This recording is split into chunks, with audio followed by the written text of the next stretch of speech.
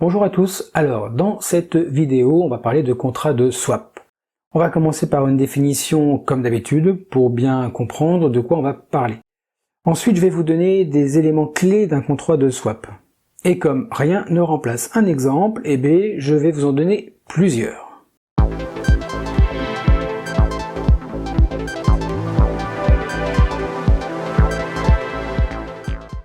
Alors, vous allez trouver dans cette vidéo des mots qui peuvent vous paraître bizarres ou complexes.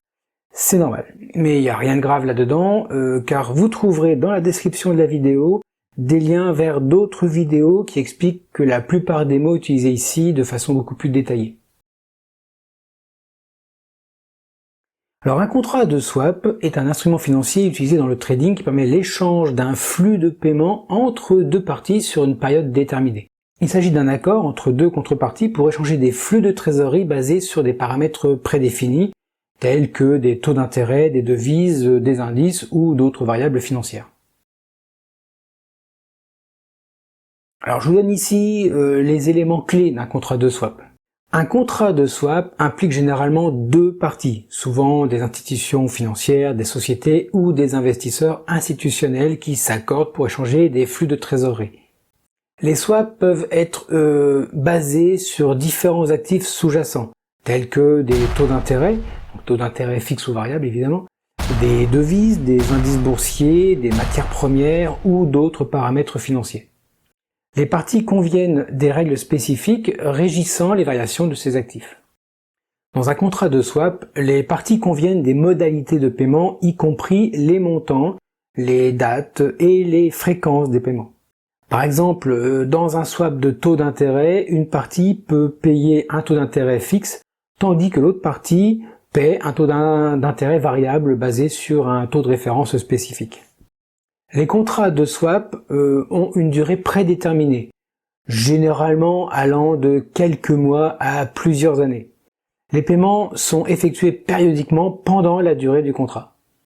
Les contrats de swap sont utilisés pour divers objectifs, tels que la gestion des risques, la spéculation sur les variations du prix et du taux d'intérêt, l'optimisation des flux de trésorerie, la réduction des coûts de financement ou encore la couverture contre les fluctuations de devises. Alors un exemple courant de contrat de swap est le swap de taux d'intérêt. Supposons qu'une entreprise A ait contracté un emprunt à taux variable et souhaite se protéger contre une augmentation des taux d'intérêt. Elle peut conclure un swap de taux d'intérêt avec une autre entreprise, B, qui a contracté un emprunt à taux fixe. Dans ce swap, les deux entreprises s'engagent à échanger les flux de paiement d'intérêt basés sur des montants nominaux spécifiques. Dans cet exemple, l'entreprise A s'engage à payer à l'entreprise B un montant calculé en fonction d'un taux d'intérêt variable, par exemple le taux Libor, sur le montant nominal convenu.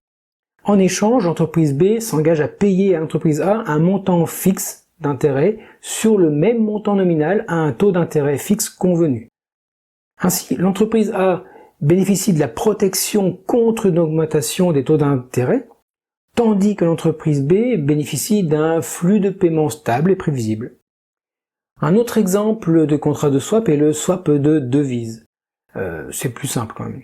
Supposons qu'une entreprise C, basée aux États-Unis, ait besoin de fonds en euros, tandis qu'une entreprise D, basée en Europe, ait besoin de fonds en dollars américains. Les deux entreprises peuvent conclure un swap de devises et elles s'engagent à échanger des montants nominaux spécifiques dans les deux devises à des taux de change convenus.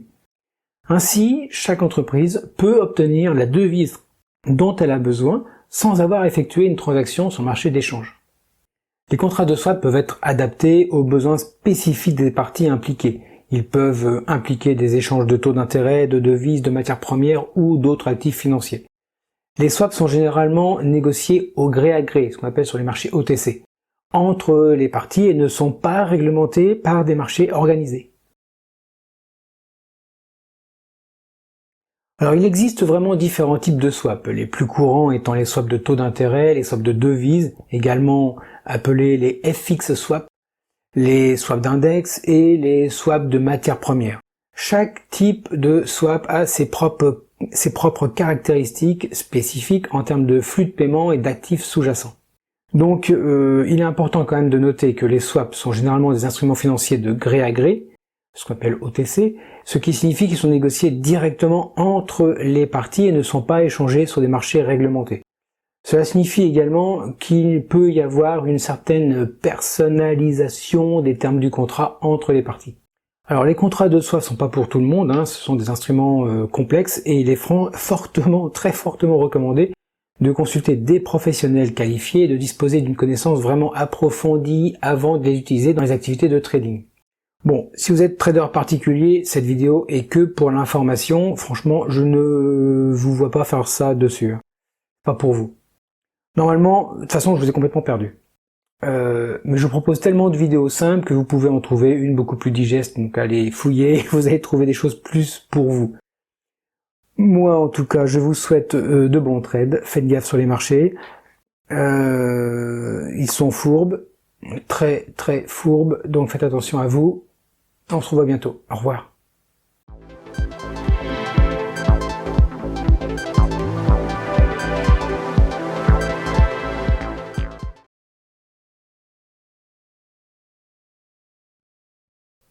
J'arrive. C'est tôt le matin, c'est tôt.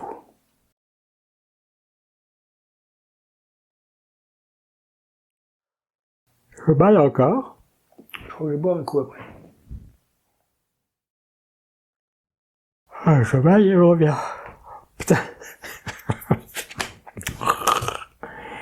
Vite on perd.